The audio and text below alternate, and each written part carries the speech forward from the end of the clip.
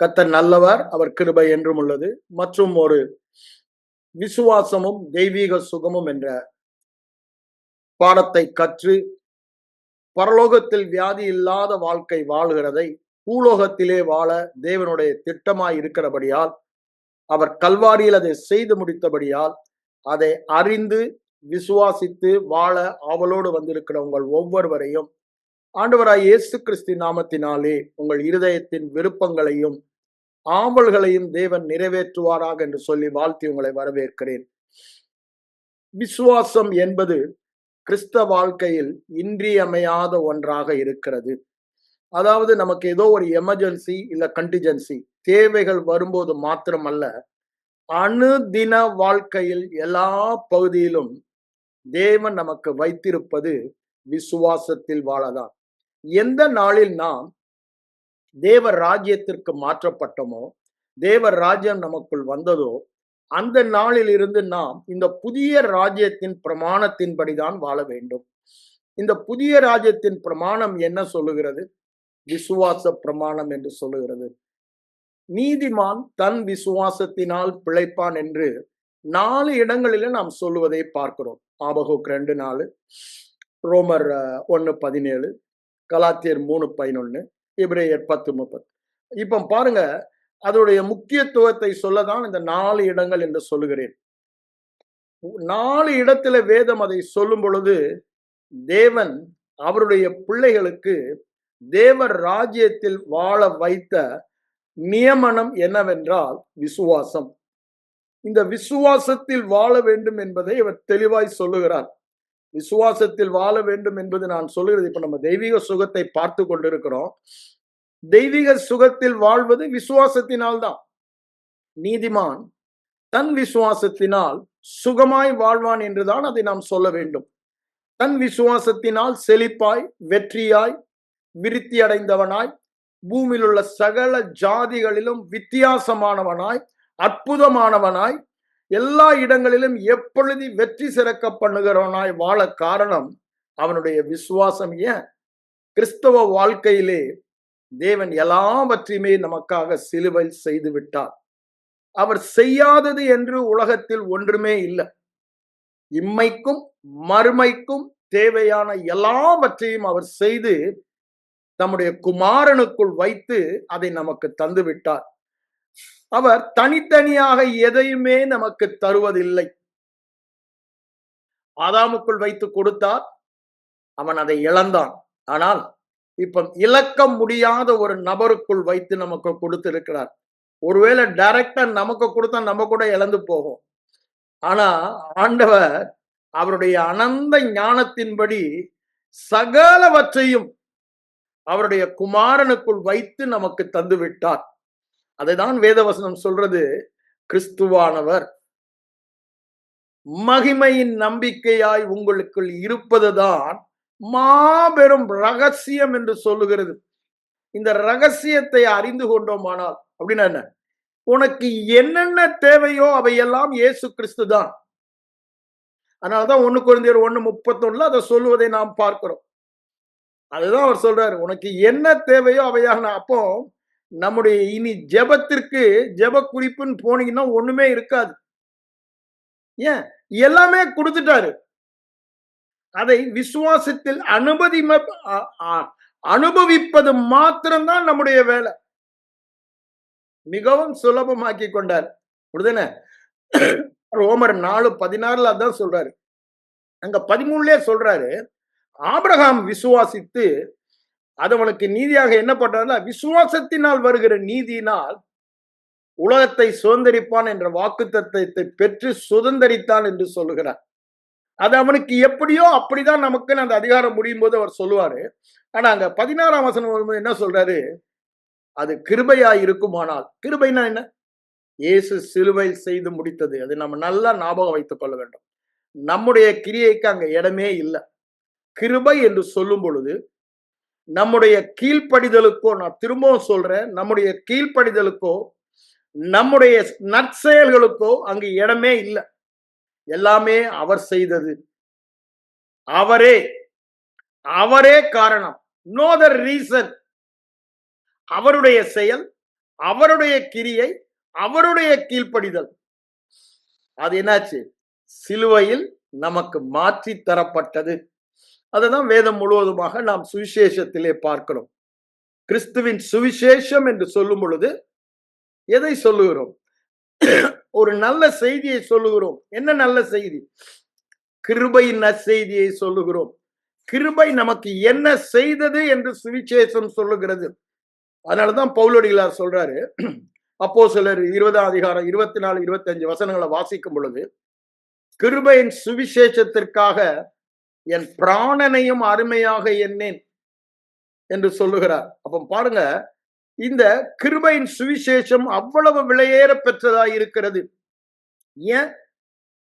இங்க அது கிருபையாய் இருக்கிறபடினால் நான் விசுவாசத்தினால் பெறுவது நிச்சயம் என்று சொல்லுகிறார்.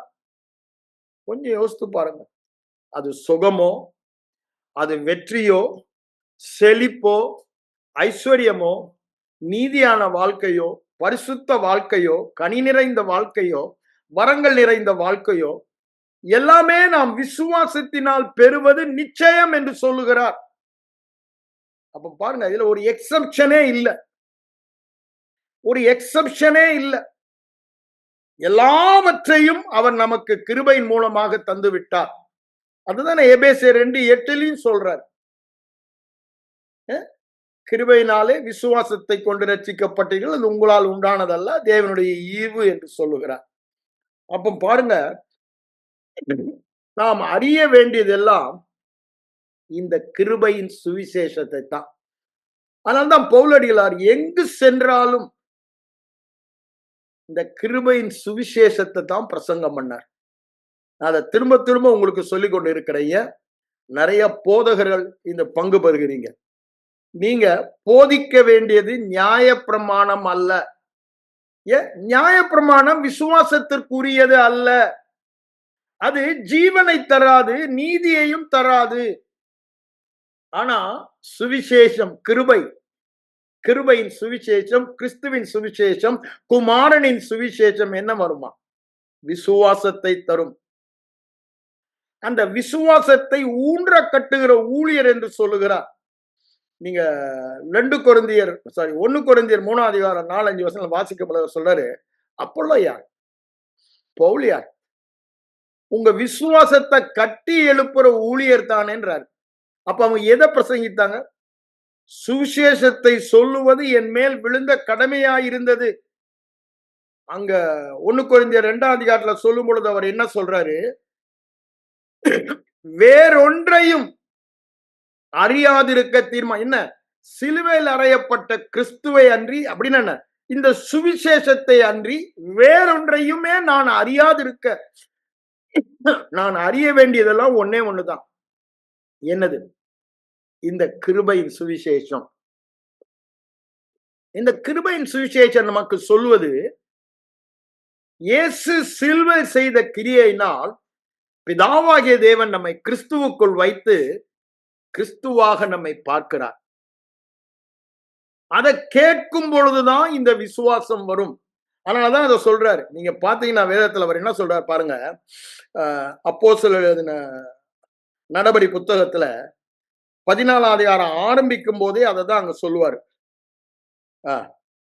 இக்கோனியா பட்டணத்தில் அவள் இருவரும் யூதருடைய ஜெபலத்தில் பிரவேசித்து யூதரிலும் கிரேக்கரிலும் திரளான ஜனங்கள் விசுவாசிக்கத்தக்கதாக பிரசங்கித்தார்கள். ஏன் விசுவாசிக்கத்தக்கதாக பிரசங்கித்தால் அங்க போட்டிருக்கு? விசுவாசம் கேட்பதினால் வரும். நான் போன வாரமே சொன்னேன், அடுத்த வாரம் இந்த பிரமாணத்தை பற்றி உங்களுக்கு சொல்லுவேன். விசுவாசம் கேட்பதினால் வரும். எதை கேட்பதினால் வரும்? சுவிசேஷத்தை கேட்பதினால் தான் வரும்.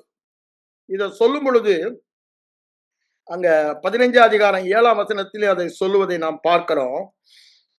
அங்க மிகுந்த தர்க்கம் உண்டான போது பேதுரு எழுந்தவரை நோக்கி, சகோதரரே, நீங்கள் அறிந்திருக்கிறபடி புறஜாதியார் என்னுடைய வாயினாலே சுவிசேஷ வசனத்தை கேட்டு விசுவாசிக்கும்படி தேவன் அநேக நாட்களுக்கு முன்பாக என்னை தெரிந்து கொண்டார். எப்படி? இவர் சுவிசேஷத்தை பிரசங்கிக்க வேண்டும், புறஜாதியார் கேட்க வேண்டும், கேட்பதினால் இருதயத்தில் விசுவாசம் வர வேண்டும், அதனாலே அந்த விசுவாசத்தினாலே ரட்சிக்கப்படும். அததான் அங்க கொர்நேலியுகிட்டையும் தேவதூதன் சொல்லுவதை நாம் பார்க்கலாம். 11 அதிகாரம் நினைக்கிறாங்க, 14 வசனத்துக்கு வாங்க. அங்க என்ன சொல்லுகிறார்? 11, 14. நீயும் உன் வீட்டார் அனைவரும் ரட்சிக்கப்படுவதற்கு ஏதுவான வார்த்தைகளை அவன் உனக்கு சொல்லுவான் என்று அந்த தூதன் கொர்நேலியுக்கு சொன்னதாக பேதுருவுக்கு அறிவித்தான் என்று சொல்லுகிறார். ஒரு தேவதூதனால் மனிதனை ரட்சிக்க முடியாது. காட்சி கொடுக்கலாம், ஆனா இந்த சுவிசேஷத்தை சொல்லும் மாபெரும் பாக்கியம், ஒரு உன்னத பாக்கியம் அவருடைய பிள்ளைகளாகிய நமக்குத்தான் கொடுக்கப்பட்டிருக்கிறது. இந்த சுவிசேஷத்தை சொல்லும் பொழுது மகா பெரிய அற்புதம். முதல்ல ரட்சிப்புங்க, அதுக்கப்புறம் உயிரோடு எழுப்புறது, சுகமாக்குறது, இதெல்லாம் இருக்கட்டும், அது உண்டாகிறது என்று வேத வசனம் சொல்லுகிறது. எதனால? ரட்சிப்புக்கேற்ற வசனத்தை கேட்பதினால் ரட்சிப்பு வருகிறது. திரும்பவும் சொல்றேன், இட்ஸ் a law. எது? விசுவாச பிரமாணத்துல ஒரு பிரமாணம் விசுவாச கேள்வி. இந்த விசுவாச கேள்விதான் பவுலடிகளார் கலாத்தியர் 3ஆம் அதிகாரத்துக்கு வந்தீங்கன்னா என்ன சொல்லுவாரு? ரொம்ப காட்ட சாட்டமா ஆரம்பிப்பாரு, புத்தி இல்லாத கலாத்தியர்னு. அதை சொல்லிட்டு அவர் என்ன சொல்றாரு அங்க பாருங்க. அவர் என்ன சொல்றாரு? ஒன்றை மாத்திரம் உங்களிடத்தில் கேட்கிறேன், அறிய விரும்புகிறேன். எதனால நீங்க ஆவியை பெற்றீர்கள்? எதனால் நீங்கள் ஆவியை பெற்றீர்கள்? ஆவியிலே ஆரம்பம் பண்ணின நீங்கள் மாம்சத்தில் முடிய போகிறீர்களா? அப்ப என்ன சொல்றாரு? நீங்க விசுவாசத்தினால ரட்சிக்கப்பட்டீங்க. அப்போ விசுவாசத்தினால பரிசுத்த ஆவியாகிய கிறிஸ்துவின் ஆவியானவர் உங்களுக்குள் வந்து வாசம் பண்ண ஆரம்பித்தார். ஆனா இப்ப என்ன பண்றீங்க? உங்க கிரியையினால நீங்க தேவனுக்கு பிரியமாக வாழ வேண்டும் என்று அது ஒரு நாளும் நடக்காது. தேவனுக்கு முன்பாக தன்னுடைய கிரியையினால, நியாயப்பிரமாண கிரியையினால ஒருவனும் நீதிமானாகிறதில்லை என்று வேதம் தெளிவாய் சொல்லுகிறது. அப்படிதானே நம்ம பார்க்கிறோம். ரோமர் 3:20 அவர் சொல்வதை பார்க்கிறோம். திருப்பியும் கலாத்தியர் 2:16, கலாத்தியர் 3:11 அதை சொல்வதை நாம் பார்க்கிறோம். அதனாலதான் அவர் இங்க சொல்றாரு, நீங்க ஏற்கனவே நீதிமான் ஆயிட்டீங்க. எப்படி? விசுவாசத்தினால. இப்போ உங்க கிரியையினாலே நீதிமானாக முயற்சிக்கிறீங்களே, அட முட்டாள்களே என்ற, அட முட்டாள்களே, ஏற்கனவே நீதிமான்டா. நியாயப்பிரமாணம் கேட்ட நீதியை இயேசு நம்மளே நிறைவேற்றினார் என்று ரோமர் 8ஆம் அதிகாரம் 3ஆம் 4ஆம் வசனங்கள் எல்லாம் சொல்றாரு.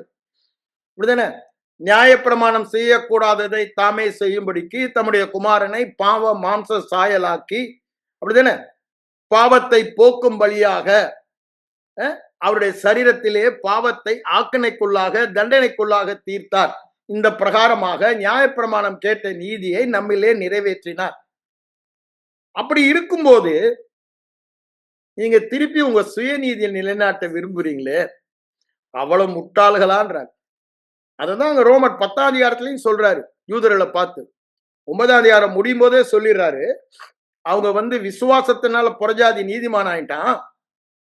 யூதர்கள் எல்லாம் இந்த சிலுவையை பற்றிய உபதேசம் அவங்களுக்கு பைத்தியமா இருந்தனால எடறி போனாங்க. அவங்க விசுவாசத்துல தேடாம கிரியையில தேடினபடினால அவங்க அடையல. அத சொல்லிட்டு தான் சொல்றாரு, தேவனுடைய வழிமுறையை அவர்கள் அறியவில்லை, தங்கள் சுயநீதியை நிலைநாட்ட விரும்பின. அப்படின்னா என்ன? தங்களுக்கு ஒரு மகிமை வரணும், நான் பெரிய யோகியன், அந்த சுயநீதி ஒரு பெருமையை தான் தரும். ஆனா விசுவாசத்தினால் வருகிற இந்த கிருபையினால் வருகிற நீதி எதை தருமா? தேவனுக்கு எல்லாம் மகிமை. அதை தான் நாங்க சொல்றாரு. 1 கொரிந்தியர் 1ஆம் அதிகாரம் 29, 30, 31 வசனங்களை வாசிக்கும் போது அதுதான் சொல்றாரு. எல்லாமே அவரேன்னு சொல்லும் போது என் கிரியினால் நான் நீதின்னு சொல்றதை விட இயேசுவின் ஒரே கிரியையினாலே, பரிகாரம் மரணத்தினாலே, கிருபையினாலே நான் நீதிமான், நான் சுகமானேன், நான் வெற்றியானேன், நான் அவர் வாழ்கிற வாழ்க்கையை பூமியில வாழ்கிறேன் சொல்லும் பொழுது எல்லா மகிமையும் புகழும் அவருக்குத்தான் போகின்றார். அதுதான் தேவனுடைய திட்டமாய் இருந்தது. நான் ஏன் இதை உங்களுக்கு சொல்ல வருகிறேன், அந்த ரட்சிப்பு என்ற தேவ நீதிக்கே விசுவாசம் தான் அடித்தளமா இருந்தது. ஆனா இது மனித மூளை ஏற்றுக்கொள்ளாதுங்க. இன்னைக்கு வரைக்கும் சபையில இதை தாக்குறாங்க. நான் ஓப்பனா சொல்றேனே, இது கிருபையின் உபதேசம், ஹைப்பர் கிரேஸ்ன்னு சொல்லி தாக்குவாங்க. விட்டுருங்க, நமக்கு வேண்டாம். ஏன்? அது அவங்களுக்கு பைத்தியமா இருக்கிறதுன்னு சொல்லிடுறாரு. 1 Corinthians 1:18. 2 வசனம் கழிச்சு என்ன சொல்ல வர்றாரு பாருங்க. பைத்தியமாய் தோன்றுகிற பிரசங்கித்தினாலே, பைத்தியமாய் தோன்றுகிற பிரசங்கம் நாங்க பண்றோம்ப்பா. அதை கேட்கிறாங்க, கேட்டு விசுவாசம் வருது, அவங்க ரட்சிக்கப்படுகிறாங்க. அதுதான் தேவனுக்கு பிரியம், திட்டம் என்று சொல்லுகிறார். அதனாலதான் சொல்ற, நான் வேறொன்றையும் அறியாது இருக்க தீர்மானித்திருந்தேன். நான் நயவசனிப்போட எதுவுமே உங்ககிட்ட பேச நாங்க வரல. எங்க வார்த்தை எப்பவுமே சத்தியம். என்னது சத்தியம்னா, கிறிஸ்து சிலுவையில் செய்து முடித்தபடியினால் நாம் என்னவாக இருக்கிறோம் சுவிசேஷம் சொல்லுதே, அதுதான் சத்தியம். Who I am, what I can do, all because of Jesus' finished work on the cross. I was placed in Christ. ஆகவே நான் யாரு? அவருக்கு சொந்தமானதெல்லாம் எனக்கு சொந்தம். அவரை பற்றிய உண்மைதான் என்னை பற்றிய உண்மை. இப்போ அதுதான் சுவிசேஷத்தின் சாராம்சமே. அவர் இருக்கிற வண்ணமாகவே இருக்கிறோம்னா அப்படின்னா, if you want to see the truth about me or you, இப்ப என்ன சொல்லுவீங்க அப்படின்னு ஒரு இருமல் எனக்கு வரும்போது, ஃபீலிங் சொல்லும், எக்ஸ்பீரியன்ஸ் சொல்லும், தேவ வார்த்தைக்கு புறம்பாக. the truth about me is Christ. கிரைஸ்டுக்கு இந்த இருமல் இருக்காங்க. கரகரான ஏதாவது தொண்டையில இருந்து ஏதாவது ஒண்ணு வருதா? இல்லங்க. ஆனா நம்ம எதை பார்க்க போறோம், எதை பேச போறோம், இது ரெண்டு தான் டிசைட் பண்ணுது. It is our choice to choose which we are going to see and speak. When you choose to speak what God says, as he is, so I am. Jesus is my truth. The truth is in Jesus Christ. அப்படிதானே சொல்றாரு எபேசியர் 4:21. அப்போ என்னை பற்றிய சத்தியம் நீ கேட்டீங்கன்னா, என்னை பற்றிய உண்மை சத்தியன்றது என்னை பற்றிய உண்மைன்னு வச்சுக்கீங்களா, கேட்டீங்கன்னா கிறிஸ்து தான். அதனாலதான் அவர் என்ன சொல்றாரு, 2 Corinthians 3:5 என்ன சொல்றது, அவரே என் தகுதியானார் என்றார். நாங்க செய்யறதுல ஒண்ணு கூட நாங்க பெரிய பெரிய ஆளுங்க அப்படின்னு சொல்லி அங்க என்ன சொல்றாரு, எங்க இந்த சுவிசேஷ பிரசங்கத்தினால உங்க இருதயத்துல அதை எழுதினால இப்போ உலக மக்கள் உங்களை அவருடைய நிருபமாக உங்களை படிக்க முடியும். உங்க வாழ்க்கை அப்படி இருக்குன்னு சொல்லிட்டு தான் சொல்றாரு, இது எங்களுடைய தகுதி இல்லப்பா, எங்களால எதுமா. அதுக்கு முதல் சாப்டர்லயும் சொல்லிடுறாரு, 2:14 வரும்போது சொல்றாரு, எல்லா இடங்களிலும் எப்பொழுதும் எங்களை வெற்றி சிறக்க பண்ணி இயேசு கிறிஸ்துவின் நாமத்தை அறிகிற வாசனையை வீச பண்ணுகிறார். emanating the fragrance, diffusing the fragrance of Christ through us. அதை சொல்லிட்டுதான் இதை செய்ய யாரால தகுதியாக சொன்ன பிறகுதான் அதை அப்படியே கண்டிப்பா பண்ணிட்டு வந்து இங்க சொல்றாரு. அப்ப யோசித்து பாருங்க, anything is possible with a believer. அதை தான் நான் சொல்ல வருகிறேன். anything is possible with a believer. anything. why? is as Christ is. அங்க சொல்றாரு மார்க் 9:23, நீ விசுவாசிக்க, அவர் என்ன கேட்கிறான், நீங்க உதவ கூடுமானால், ஏதாவது செய்ய கூடுமானால் செய்யுங்க, என் மகன் ரொம்ப மோசமா இருக்கான்றான். அப்ப ஆண்டவர் இயேசு என்ன சொல்றாரு, நீ விசுவாசிக்க கூடுமானால்ன்றாரு. ஆனா அன்னைக்கு இருந்த சூழ்நிலையில எல்லாம் ஆகும் என்ற விசுவாசம் உடையவர் ஒருவரே. The one who can believe all things are possible was Christ alone. ஆனா இன்னைக்கு என்ன ஆயிடுச்சு, நாம எல்லாமே குட்டி கிறிஸ்தவ ஆயிட்டோமே. நம்முடைய சத்தியம் அவர் தானே, நம்முடைய உண்மை அவர் தானே. எல்லாவற்றையும் செய்ய விசுவாசிக்க முடியுன்ற அந்த விசுவாசம் தானே என்னுடைய விசுவாசம், உங்களுடைய விசுவாசம். கொஞ்சம் அதை யோசித்து பாருங்க. அதுல ஸ்ட்ரகிளே இருக்காது. அது நீங்க ஸ்ட்ரகிள் பண்ணி சம்பாதிக்கணும்னு அவர் சொல்லல.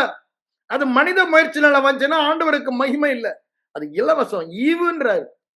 The one who can believe all things possible is the one who lives in me. I became one with him and he is the truth about me.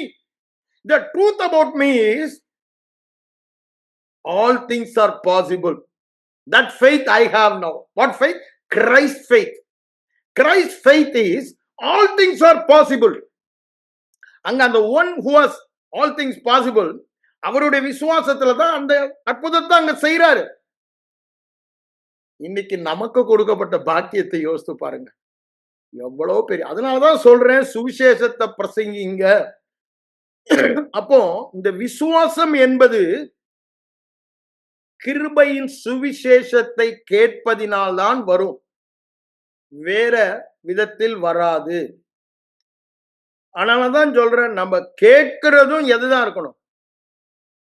சுவிசேஷ பிரசங்கம் என்றால் கிருபை. இயேசு என்ன செய்தார்? சிலுவையில் பரிகார மரணத்தினால் என்னை என்னவாக மாற்றி இருக்கிறார்? புது சிருஷ்டி, பழையவள் ஒளிந்து போயின, எல்லாம் புதிதாயின. அப்ப நம்ம பார்க்க வேண்டியது எதுங்க?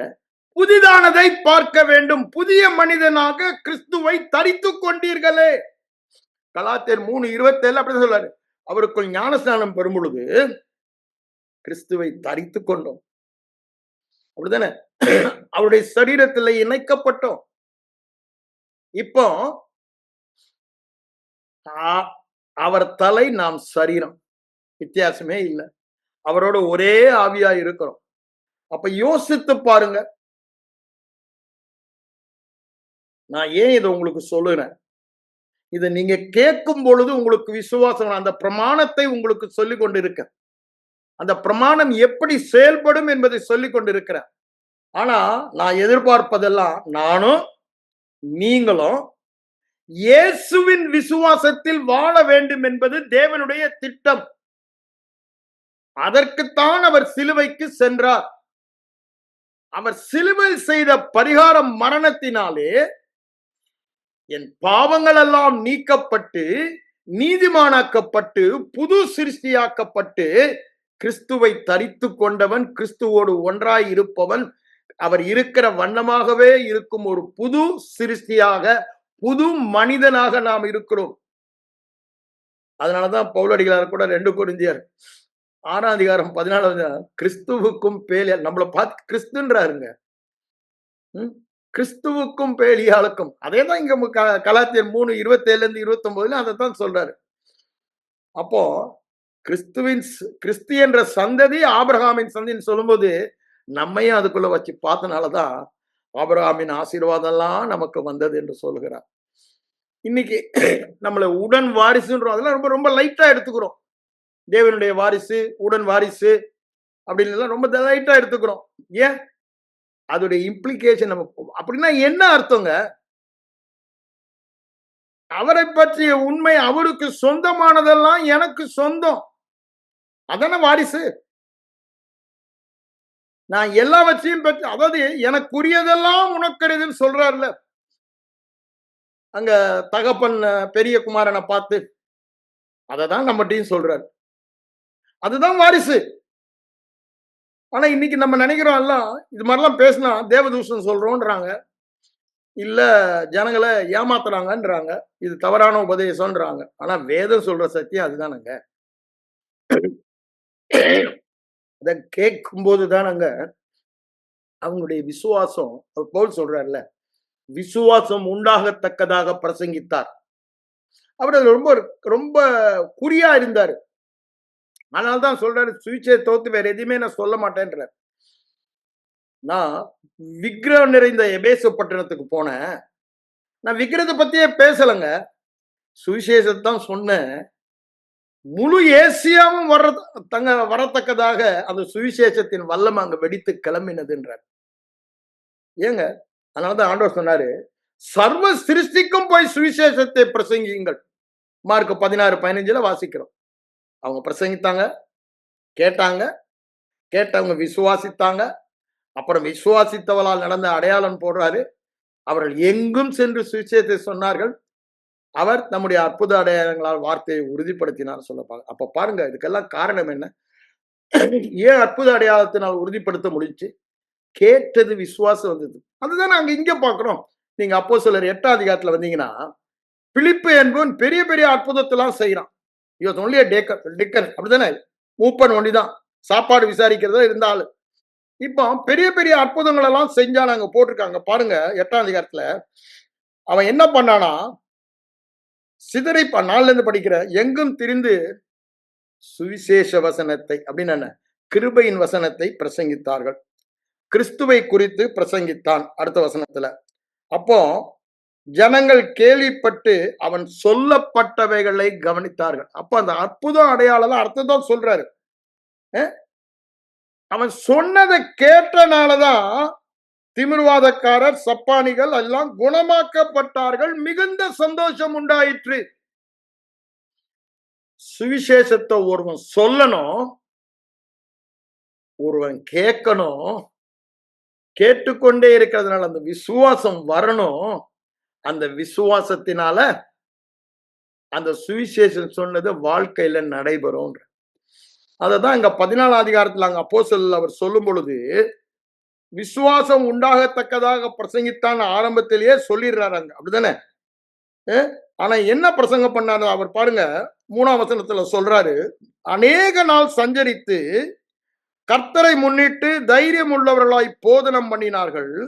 அவர் தமது உள்ள கிருபையுள்ள வசனத்திற்கு சாட்சியாக அற்புதங்களும் அடையாளங்களும் அவள் கையினால் செய்யும்படி அனுகிரகம் பண்ணினார். நியாயப்பிரமாணத்துக்கு சாட்சியாக நீ எங்கேயா போட்டிருக்கா? அங்க மார்க் 15லயும் நம்ம பார்த்தோம், சுவிசேஷத்துக்கு சாட்சியாக அற்புத அடையலாங்களா தேவன் உறுதி. இங்கே என்ன சொல்றாரு? கிருபையுள்ள சுவிசேஷ வசனம். நல்லா புரிந்து கொள்ளணும். விசுவாசம் கிருபையின் சுவிசேஷம், கிருபையுள்ள வசனத்தை, அதாவது கிறிஸ்து சிலுவை செய்து முடித்தது கிருபை.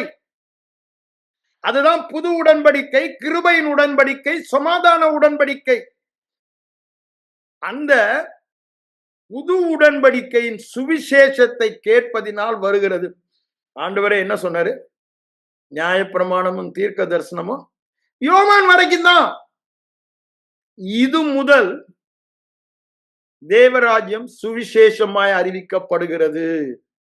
பலவந்தம் பண்ணுகிறவர்கள் அதில் பிரவேசிக்கிறார்கள். தேவராஜ்யம் பலவந்தம் பண்ணப்படுகிறது என்று சொல்லுகிறார். இப்ப நல்லா யோசித்து பாருங்க. பிரசங்கிக்க வேண்டியது சுவிசேஷ வசனம், கிருபையின் வசனம். அதுதான் விசுவாசத்தை உண்டு பண்ணும். அதுதான் அங்க கேட்கிறார் கலாத்தியர்ல. எப்படா பரிசுத்த ஆவியை பெற்றீங்க? எவ்வளவு பெரிய அற்புதம். அப்புறம் அடுத்தது என்ன சொல்றாரு பாருங்க, உங்களில் அற்புதங்களை செய்கிற பரிசுத்த ஆவியானவரை கொடுத்து உங்களுக்கு அற்புதம் செய்கிறவர் எப்படி அற்புதம் செய்கிறார்?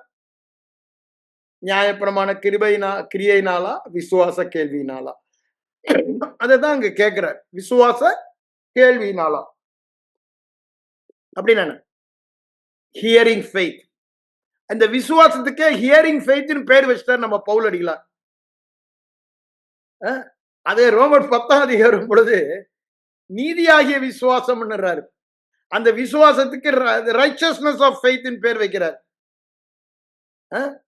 ஹார்ட் ஃபெய்த்னு ஆண்டவர் சொல்றாரு, அப்படிதானே? இருதய விசுவாசம், தேவ விசுவாசம். அப்போ இந்த விசுவாசம் தான் ஹோலி ஃபெய்த்னு நம்ம இவர் சொல்றாரு, யூதா சொல்றாரு, அப்படிதானே? ஹோலி ஃபெய்த்னு. ஆனா இங்க பாருங்க, இது சாதாரண விஷயம் அல்ல. சுவிசேஷத்தை கேட்பதினால் வருகிறது தேவ விசுவாசம், குமாரனின் விசுவாசம். அந்த சுவிசேஷம் என்ன சொல்லுகிறதோ அதை விசுவாசிப்பதற்கான சக்தி அந்த சுவிசேஷத்திலே இருக்கிறது. அதனாலதான் சொல்றாரு ரோமர் 10:6 அதை சொல்லிட்டு 8 சொல்லும் பொழுது, நாங்கள் பிரசங்கிக்கிற விசுவாச வார்த்தையே என்று சொல்லுகிறார். என்னவா? நாங்கள் பிரசங்கிக்கிற விசுவாச வார்த்தை என்று சொல்லுகிறார். அப்படிதானே? the word of faith. அப்போ விசுவாசம் எங்க இருக்குது? சுவிசேஷ வசனத்தில் இருக்கிற தேவ வார்த்தையில எல்லாம் இல்ல. அங்க வேதம் சொல்லுது கலாத்தியர் 3 நியாயப்பிரமாணம் விசுவாசத்துக்குரியது இல்ல.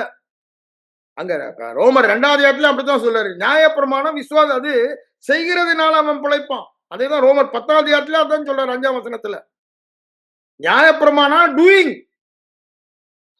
இந்த புது மெத்தட் இருக்க புது உடன்படிக்கை கிரேஸ் கிருபை பிரமாணம் அது வந்து பிலீவிங். அங்க டூயிங், இங்க பிலீவிங். அப்போ நம்முடைய எஃபர்ட்டே இல்ல. அதான் கேட்கிறாரு, எதனாலடான்றாரு. திருப்பியும் பழசு திரும்பி போயிட்டீங்களா முட்டாள்களான்றாரு. நீங்க செய்ய வேண்டியதெல்லாம் மிக சுலபம். சத்திய சுவிசேஷத்தை நீங்கள் கேட்க வேண்டும். திரும்ப சொல்றேன், சுவிசேஷம் தான் சத்தியம், சத்தியம்தான் சுவிசேஷம். சுவிசேஷம் தான் கிறிஸ்து, கிறிஸ்து தான் சுவிசேஷம். வேதம் அப்படிதான் கிறிஸ்துவின் சுவிசேஷம், கிருபையின் சுவிசேஷம். அப்போ சத்திய சுவிசேஷம் என்று சொல்லுகிறார். இங்க பாருங்க, அங்க கலாத்தியர் 2:14 வாங்க. அங்க என்ன சொல்றாரு பாருங்க. ஒரு வினாடி கூட இல்ல நான் காம்ப்ரமைஸ் பண்ண மாட்டேன்றாரு. அப்படித்தானே சொல்றாரு.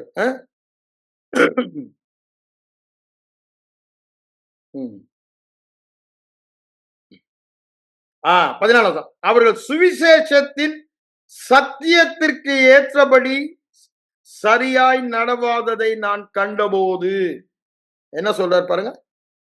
நியாய பிரமாணத்துக்கு ஏற்றபடி நடந்தாங்க அவங்க. அங்க அப்படித்தானே புறஜாதியோட சாப்பிட மாட்டேன்னு ஒதுங்கி போனா, அது நியாய பிரமாணம் சொன்னது. அது சுவிசேஷ சத்தியத்திற்கு முற்றிலும் விரோதமானது. அத பவுல் என்ன பண்ணறான்? கண்டித்தார் என்று சொல்லுகிறார். யாரை பார்த்து? ஐயா, தி கிரேட் பீட்டர். அப்படிதானே தூண்களாக எண்ணப்பட்டவர்கள் எருசலேம் சபையில. இவரு துன்புறுத்திட்டு இப்பதான் வந்தவர். ஆனா அவருக்கு இருக்க வைராக்கியம் பாருங்க. ஏன்? அந்த வெளிப்பாட்டு அறிவு. எதை விட்டு கொடுத்தாலும் விட்டு கொடுப்பேன், இந்த சத்திய சுவிசேஷத்திற்கு கீழ்ப்படிவதற்கு விரோதமா எதையுமே நான் ஏற்றுக்கொள்ள மாட்டேன்றார். அதான் சுவிசேஷத்திற்கு கீழ்ப்படியும்னு ரோமர் 16 முடியும் போது சொல்றாரு அவர். நம்ம கீழ்ப்படுகிறதெல்லாம் சுவிசேஷ வசனத்திற்கு தான்.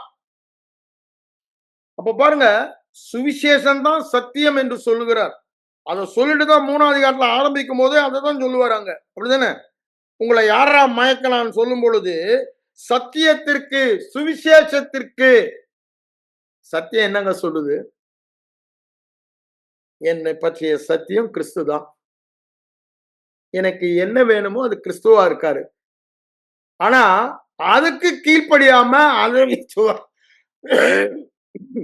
அதை விசுவாசிக்காம எங்க போயிட்டோம்? நம்ம கிரியையினால ஏதோ பண்ண போறோம்னு சொல்றோம். அதை தான் அங்க போட்டு தாக்குறாரு. நல்லா புரிந்து கொள்ளுங்க. ஜனங்களை அவங்க கிரியைக்கு தூண்டாதீங்க. நம்ம செய்ய வேண்டியதெல்லாம் அவங்க விசுவாசத்தை தூண்டணும். அதை தான் அவர் சொல்றாரு, விசுவாசிக்கத்தக்கதாக போதனை பண்ணினேன்றார். 14 திருப்பி வாருங்க. அப்போஸ்தலர் நடபடிக்கை புத்தகத்துல பிரசங்கித்தார்கள், கிருபையுள்ள வசனத்திற்கு சாட்சியாக செய்யும்படி அனுகிரகம் பண்ணினார்.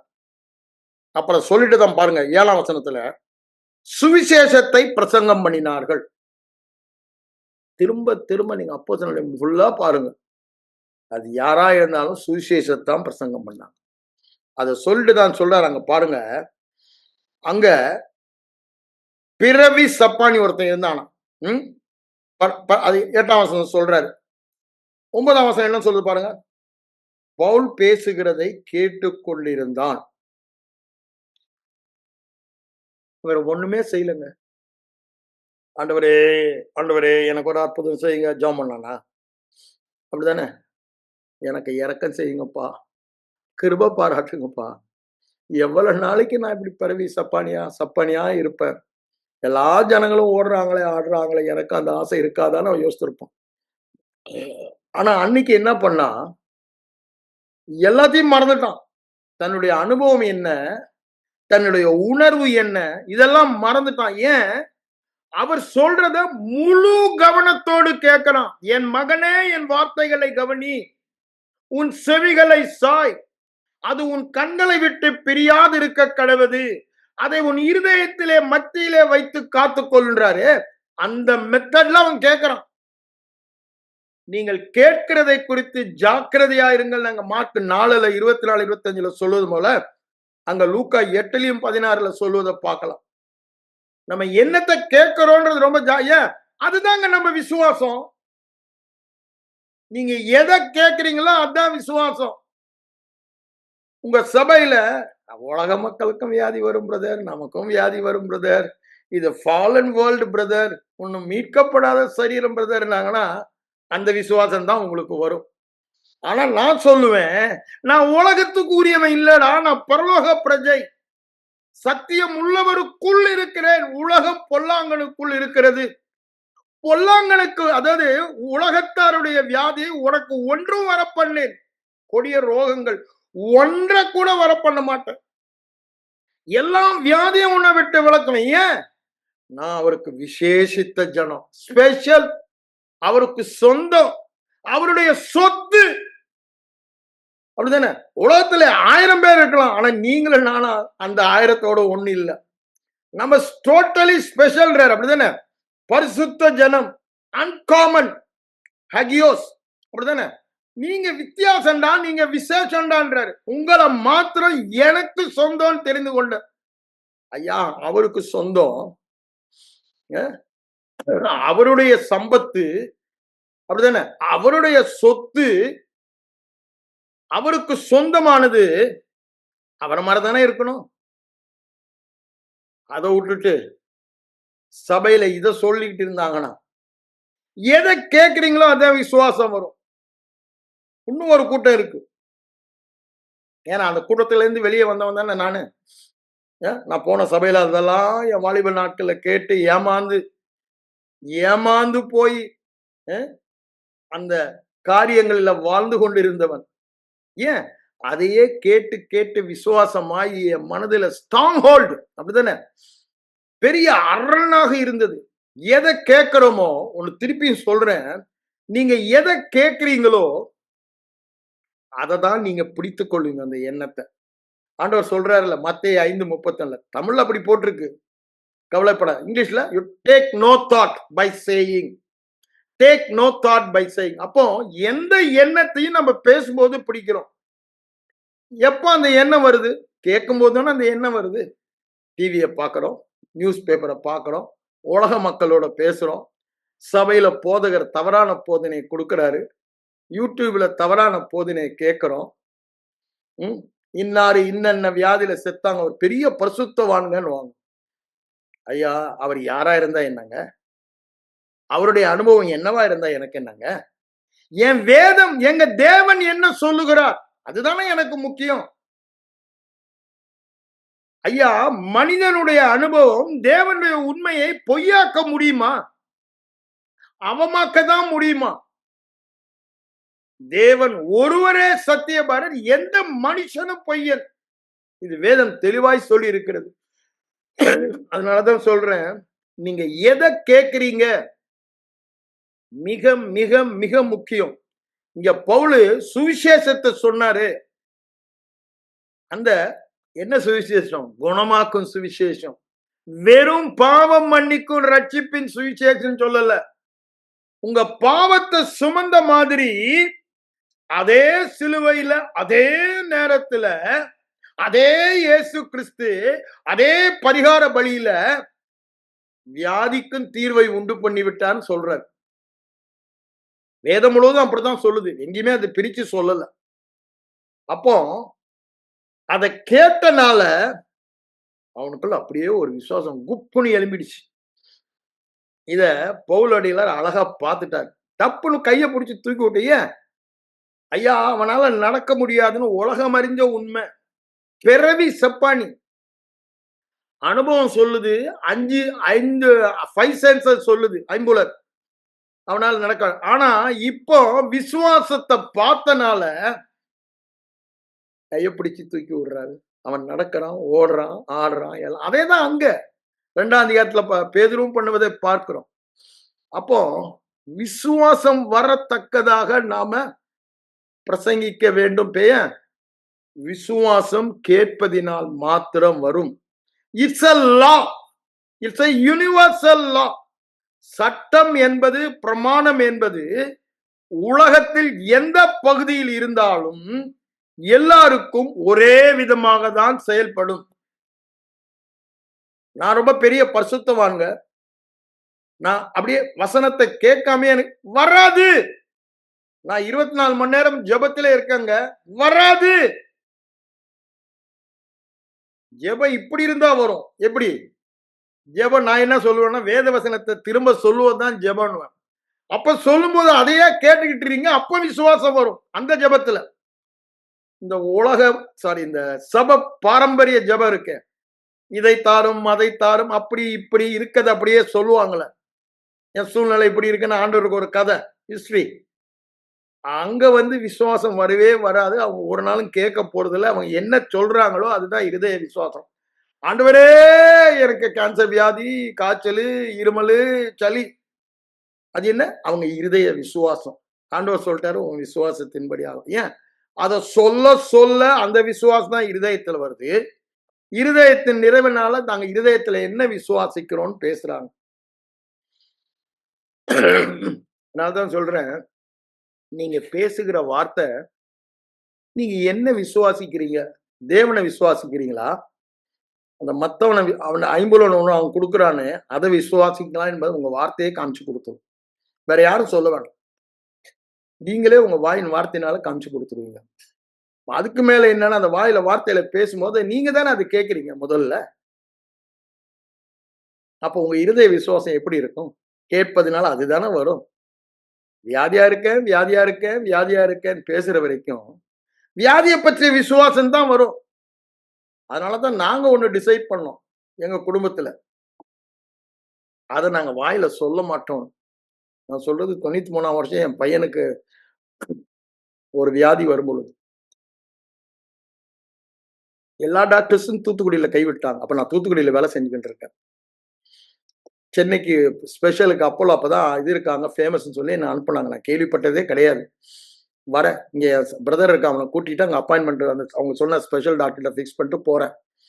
ஒரு நாள் சாயங்காலம் 5:30 மணிக்கு அப்பாயின்மெண்ட் போய் பார்க்குறேன். அவர் எல்லா ரிப்போர்ட்டும் பார்த்துட்டு பேஷண்ட் எங்கன்னா, நான் பேஷண்ட் கூட்டிட்டு அவரை மூவ் பண்ற மாதிரி இல்லை டாக்டர், அதனால நான் கொண்டாடல, நீங்க எக்ஸ்பர்ட் ஒப்பீனியன் கொடுத்தா அங்க உள்ள வைத்தியரை வச்சு நான் பண்ணிடுவேன் சொல்றேன். அவரெல்லாம் நடக்காது, நீங்க கொண்டாடுன்னு சொல்லிட்டு சொல்றாரு. அவன் ஹார்ட் டோட்டலி டேமேஜ்.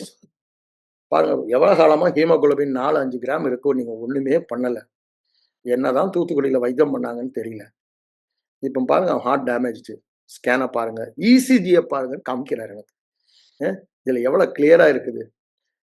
அதனாலதான் அவங்க நைஸா இங்க தள்ளி விட்டாங்க இசிஜியை பார்த்துட்டு அப்படின்னு சொல்லி அவர் சொல்லிட்டு என்ன சொன்னாரு, நாங்க ஒண்ணு பண்ணலாம். இப்போ அவனுக்கு போன் மேரா கேன்சர் இருக்குன்னு நான் சஸ்பெக்ட் பண்றேன். போன் மேரா டிரான்ஸ்பிளான்ட் பண்றோம், பிளட் ஃபார்மேஷன் ஆரம்பிச்சிடும்.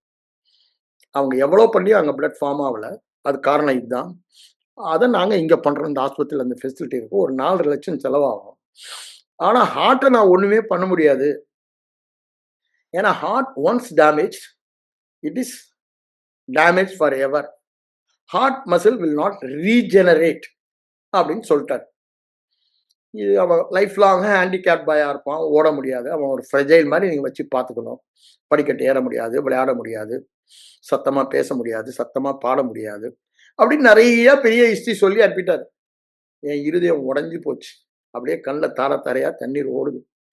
அப்படியே அந்த அப்போலோ ஆஸ்பத்திரி விட்டு அந்த படிக்கட்டில் இறங்குறாரு. கொஞ்சம் அப்படி ரைஸ்டா இருக்கும், அதில் அப்படி படிக்கட்டில் இறங்கும் போது ஆவியானவர் என்னோட பேசுறார். கிளையாத்தில் பிசின்தைலம் இல்லையோ, ரண வைத்தியனும் இல்லையோ, பின் ஏன் என் குமாரத்தை சுத்தமாகவில்லை. திரும்ப திரும்ப வருதுங்க அந்த வசனம். ஆண்டவருடைய பாருங்க, எவ்வளவு வைராக்கிய வாஞ்சியா நம்ம மேல இருக்காரு. நீ ஏன்டா அழுவுற அப்படின்னு. நான் நேரா நான் இருக்கிற ஊழியத்தின் தலைவர் வீட்டுக்கு போனேன். அண்ணனை பார்த்து எல்லாம் சொல்றேன். அண்ணன் சொல்றாங்க, வாங்க பிரதர் ஜெபம் பண்ணுவோம். அண்ணனுக்கு தெரியும் 1 மாசமா நம்ம பராக்கா பிரேயர் பாயிண்ட்ல அது ஒரு பிரேயர் பாயிண்ட் அந்த காலத்துல. நான் சொல்றது 93ல. அ அ அண்ணன் போய் அண்ணன் கூட ஜெபம் பண்ண போறோம். அண்ணன் சொன்னாங்க, ஆண்டவர் சொல்றாரு, "நான் தான்டா உன் பரிகாரியாகிய கர்த்தரு. நான் எப்போதும் உன் கூட தான் இருக்கேன். நீ என்ன டாக்டரா பிராக்டிஸ் பண்ணாம, சர்ஜனா யூஸ் பண்ணாம எங்கெங்கேயோ அலையிறியே. ஐ அம் யுவர் டாக்டர்ன்னு சொல்றாரு" அப்படின்னாங்க. அதனால தான் இந்த வசனம். நான் சொன்னேன், "அண்ணே நான் இதுதான் கேட்டேன். கிளையத்தின் பிசின் தைலம் இல்லையா? ஏன் என்ன சுகமாக்கலன்னு தான் நான் கேட்கிறேன். ஆனா அவர் அத கேட்கிறாரு அண்ணே. இது என்னன்னு தான் அண்ணன்கிட்ட போய் நான் கேட்கிறேன் இன்னைக்கு." இப்ப சொல்றாரு, ஆண்டவர் சொல்றது, "அது இருக்கு." அப்படித்தானே? கலாத்தியர் 10 தானே சொல்றாரு. புத்தி இல்லாத. அதான் சொல்றேன். அன்னைக்கு நான் புத்தி இல்ல. உனக்கு இருக்கு. டாக்டர் இருக்காரு. மருந்து இருக்கு. ரண வைத்தியனும் இருக்காரு. நீ உபயோகப்படுத்தல. அவ்வளவு முட்டாளா இருக்க நீ. ஊர் ஊரா அலையிற அப்படி. அப்ப சொல்லும்போது தான் சொன்னேன் நானு. ஆண்டவர் அப்படி சொல்றாருன்னா, நான் மருந்த நிறுத்திட்டு ஏன்னா எனக்கு அவன் மருந்துனால அவன் நாளுக்கு நாள் மோசமா போறான். பிளட் வாமிஷன், பிளட் டயரியா அந்த மருந்துகள்னால அவனுக்கு வந்துச்சு. நான் பார்க்கிறேன். அதனால அன்னைக்கே என் மனைவிக்கு ஃபோன் பண்ணி சொல்லிட்டு அடுத்த நாள் காலையில நான் அங்க போயிட்டேன். எல்லா மருந்தையும் நிறுத்தணும். ஆண்டவர் சொல்றாரு. அப்ப அண்ணன் எனக்கு சொன்னது இதுதான். இந்த நீதிமொழிகள் 4ஆம் அதிகாரம் 20லிருந்து 22 எடுத்து இத மட்டும் நீங்க ஃபாலோ பண்ணுங்க. அப்படின்னு கென்னத் ஒரு சின்ன புக்கு காட்ஸ் மெடிசன் அது எனக்கு குடுக்குறாங்க. அத எடுத்து நாங்க ஃபாலோ பண்றோம். போய் இந்த 3 வசனத்தையும் எழுதிட்டோம். ஏசாயா 53:4, 5, மத்தேயு 8:14, 1 பேதுரு 2:24 இத எழுதிட்டு, மகனே இதான்பா உனக்கு மருந்துன்றோம். எல்லா மருந்தையும் நிறுத்தியாச்சு. பார்க்க பரதமா இருக்கா. Almost in his death bed. அவனுக்கே நம்பிக்கை இல்லாத ஒரு சூழ்நிலை. அது மாரி பேச ஆரம்பிச்சுட்டான். ஏன்னா 1 மாசம் ஆயிடுச்சு. நாளுக்கு நாள் அப்படியே அந்த பிளட் வாமிஷன், பிளட் ஏரல் மோசமாயிட்டே போகுது. ஆனா, இந்த வசனத்தை எழுத ஆரம்பிச்சு, இந்த வசனத்தை எங்க வாயினால உச்சரிக்க ஆரம்பிச்சு, நாங்களும் கேட்டோம், அவனும் கேட்டான். விசுவாசம் கேட்பதினால் வரும். ஆனா ஒரே நாள்ல போலங்க 30, 60, 100 தான் வந்துச்சு. முதல்ல போனது வாமிஷன், டயரியா தான். அப்புறம் அவனுடைய பாடி பெயின், ஹெடேக் எல்லாம் போச்சு. அவன் ஃபீவர் நார்மல் ஆகுறதுக்கு இட் டுக் ஆல்மோஸ்ட் 30 டேஸ். ஆனா இந்த 30 நாள்ல நாங்க என்ன பேசணும்? இது வேலை செய்யாதுன்னு பேசல. எங்க பாஸ்டரே வருவாரு, கேட்பாரு. அவருக்கும் நாங்க என்ன சொல்லுவோம்? தழும்புகளால் குணமானான் பாஸ்டர். அவரு கிண்டலா, எனக்கு தெரியாதா? எனக்கு எல்லாம் தெரியும் தம்பி. அவன் எப்படி இருக்கான்னு நான் கேட்டேன் அப்படின்னுவாரு. திரும்பவும் அதுதான் சொன்னோம். ஓஹோ! நீங்க உங்க வாயில வியாதியா இருக்கான்னு சொல்லக்கூடாதுன்னு நினைச்சிட்டீங்களா? ஆமா பாஸ்டர். தேவ வார்த்தைக்கு புறம்பா பேசுறது இல்லன்னு நாங்க 2 பேரும் ஒரு தீர்மானம் பண்ணிட்டோம். யாரு கேட்டாலும் தேவன் என்ன சொல்றாரோ அத தான் சொல்லுவோம்ட்டோம். அது என்ன சொல்றோம்? சுவிசேஷத்த சொல்றோம். சிலுவையில என்ன செய்தார்? ஆகவே என்னவாக என் மகன் இருக்கிறான் சொல்றோம். அத சொல்றனால அவன் இருதயத்திலும் எங்க இருதயத்திலும் என்ன வந்தது? விசுவாசம் வந்தது. அந்த உறுதியான தீர்மானம். இப்ப எனக்கு அந்த ட்ரை காஃப் மாதிரி இருக்குல்ல, அத நான் வாயில சொல்லன்னு வச்சுக்கங்களேன், உடனே அந்த எண்ணத்தை நான் பிடித்துக் கொள்ளுகிறேன். அப்படின்னு என்ன? I capture the thought and it becomes dominant. That becomes my faith in the heart. ஒருவன் தன்னை பற்றி எப்படி நினைக்கிறானோ அப்படிதான் வாழ்வான். இப்போ என் ஃபீலிங், என் அனுபவத்தினால் அப்படின்னு வருது. அதை நான் வாயில பேசினேன்னா அதை பிடித்துக் கொள்ளுகிறேன். நான் எதை பேச வேண்டும்? எதை பேச வேண்டும்? சுவிசேஷத்தை கிருபை என்ன சொல்லுகிறது? ஏற்கனவே குணமானவர்கள். ஐயா அவன் அற்புத சுகமானா, அதுக்கப்புறம் டாக்டர் சொன்னது எதுவுமே வாழ்க்கை எல்லாமே பண்ணான். சைக்கிள் ஓட்டினா, விளையாடினா, ஓடினா, ஆடினா, எல்லாம் பண்ணான். மாடிப்படி ஏறினா ஒரு நாளைக்கு 8 தடவை ஏறுவான். என் வீடு ஃபர்ஸ்ட் ஃப்ளோர்ல இருந்துச்சு. 8 தடவை ஏறி இறங்குவான். ஸ்கூலுக்கு சைக்கிள்ல தான் போனான். ஒரு நாளும் டாக்டர்கிட்ட போல. அதுக்கப்புறம் அவன் படிச்சு முடிச்சுட்டு வேலைக்கு போகும்போது தான் அந்த மெடிக்கல் எக்ஸாம்ல அவன் இசிஜி பார்க்கும்போது நார்மலா இருக்கு. அப்பதான் ஆண்டவருக்கு நான் சொன்னேன், ஆண்டவரே இது மாத்தவே முடியாதுன்னு சயின்ஸ் சொல்லுது. இசிஜில ஒரு தடவை வந்துருச்சுன்னா கடைசி வரைக்கும் அந்த இசிஜி அப்படிதான் இருக்கும்னு சொல்லுது. ஆனா என் மகன் வாழ்க்கையில அந்த சயின்ஸையே நீங்க மாத்தி காமிச்சீங்களே. Anything is possible with you lord. ஏன் ப்ரொவைடட் வி பிலீவ் நீங்க சொல்றீங்க. நீங்க சொன்னதை நாங்க ஏற்றுக்கொள்ளணும். அதை பேசி பேசி இருதயத்துல விசுவாசத்தை உண்டாக்கணும் தான் சொல்றாரு. அததான் நான் இன்னைக்கு சொல்ல வந்தது. இந்த விசுவாச பிரமாணத்துல முதல் பிரமாணமே ஹியரிங் ஃபெய்த். அப்படித்தானே சொல்றாரு. கலாத்தியர் 3, 4 5 வசனங்கள் அதைத்தான் சொல்றாரு. விசுவாச கேள்வி தமிழ்ல வருது. அங்க என்ன பண்றாரு? ஹியரிங் ஃபெய்த், கேட்பதினால் வருகிற விசுவாசம். அப்போ அததான் ரோமர் 10:17 சொல்றாரு. விசுவாசம் கேட்டுக்கொண்டே இருப்பதால் வரும். அதே 14 வசனம் அந்த 10:14 என்ன சொல்றாரு? அவர்கள் கேட்காவிட்டால் எப்படி விசுவாசிப்பார்கள்? அப்போ சுகம் பெற வேண்டுமானால் விசுவாசிக்க வேண்டும். விசுவாசிக்க வேண்டுமானால் கேட்க வேண்டும். எதை கேட்க வேண்டும்? அங்க என்ன சொல்ற? சமாதான சுவிசேஷத்தை. கிருபையின் சுவிசேஷம் சொல்லலாங்க.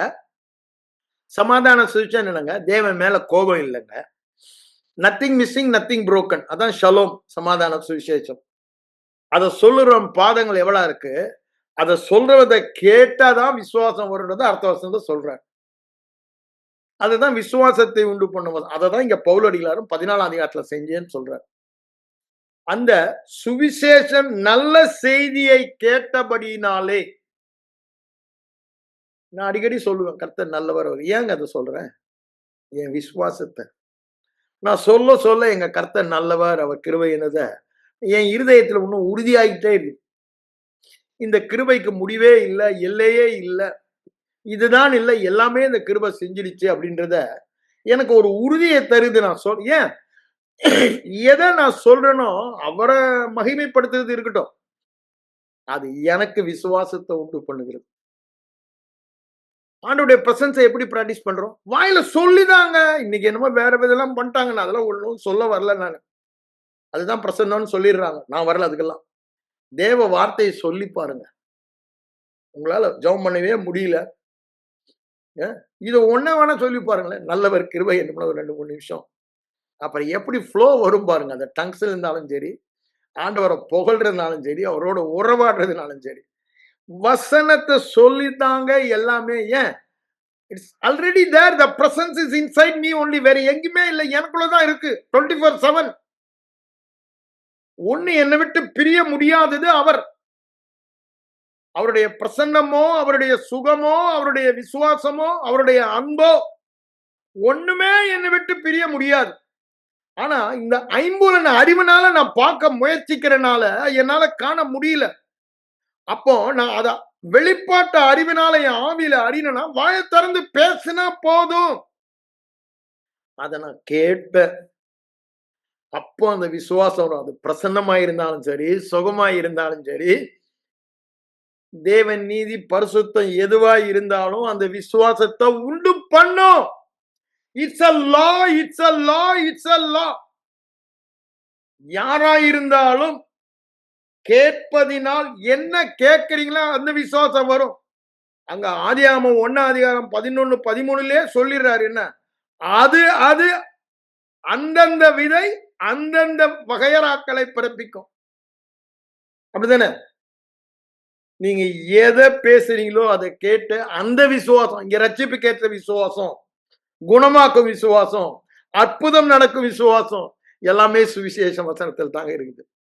அதை நம்ம கேட்கணும், அதை நம்ம பேசணும்.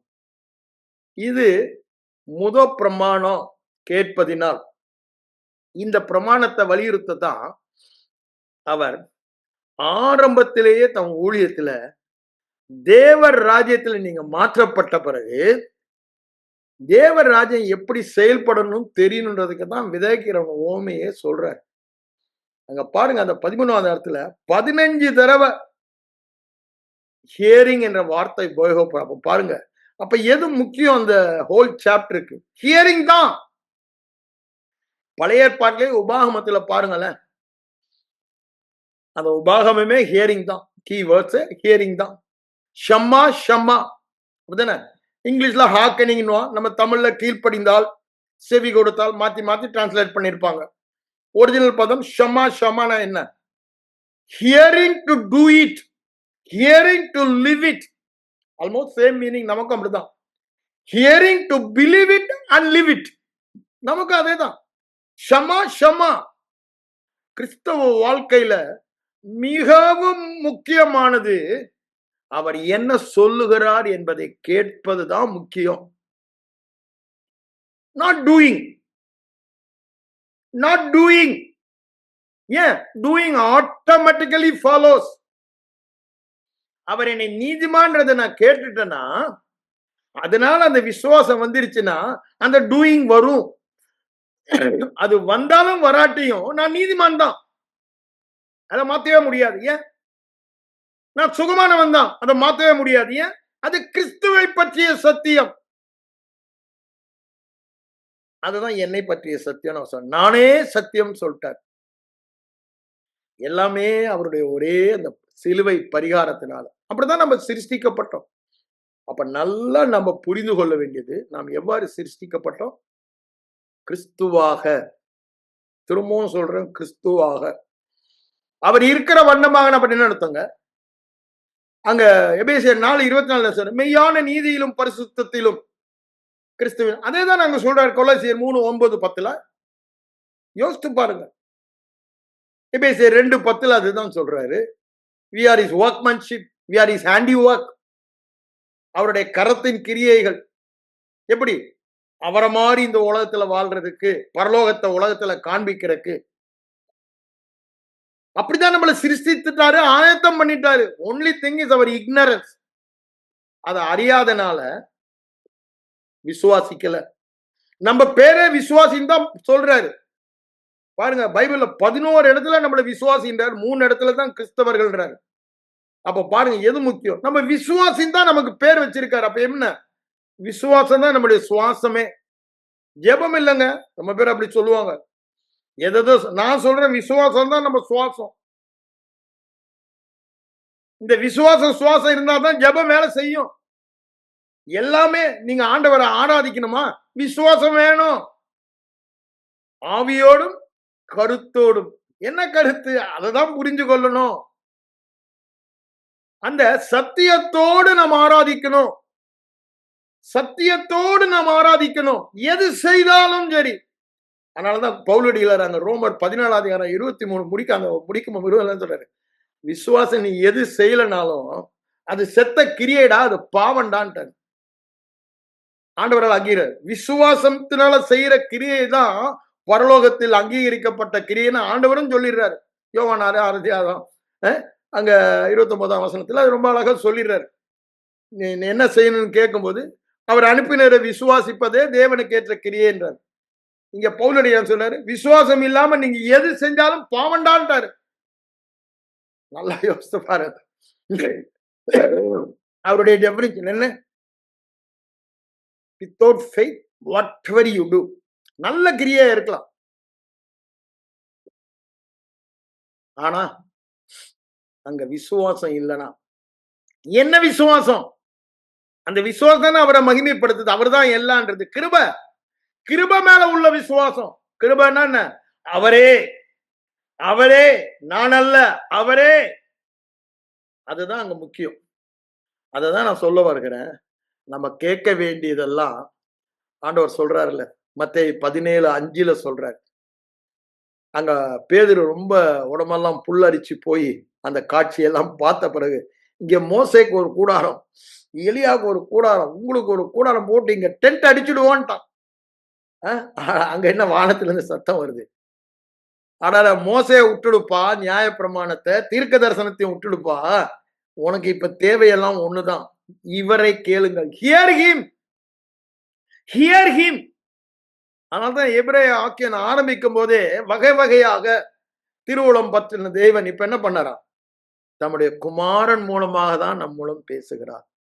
குமாரன் சிலுவையில் செய்ததை குமாரனுடைய சுவிசேஷத்தினால் நம்மோடு பேசுகிறார். அதனால்தான் நாம் கேட்டதை விட்டு விலகாதபடிக்கு ஜாக்கிரதையா இருக்க கடவுள் 2ஆம் அதிகாரம் 1ஆம் வசனத்திலே சொல்றார். அங்க திரும்ப திரும்ப சொல்லுவார். 5ஆவது இருக்கும்போது மந்த காதுகளோடு கேட்டாங்கன்னு, டல் ஆஃப் ஹியரிங். அதுதான் அங்க பிரச்சனையேன்றார். அது வேதத்துல நிறைய இருக்கு. நம்ம அடுத்த வாரம் அதெல்லாம் பார்ப்போம். ஆனா ஒண்ணு மட்டும் இப்ப மனதுல வைத்துக் கொள்ளுங்க.